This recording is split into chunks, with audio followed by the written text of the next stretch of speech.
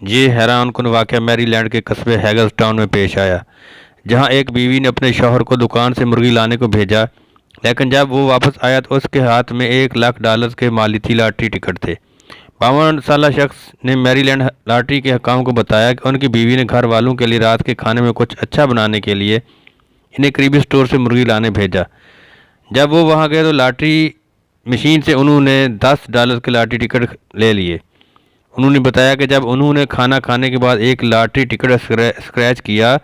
تو پہلے تو وہ اعداد کو غلط سمجھے، انہیں لگا کہ $10 لکھے ہیں اور انہوں نے سوچا کہ چلو پیسے واپس مل جائیں گے، لیکن جب انہوں نے غور سے دیکھا تو وہ $1,00,000 سے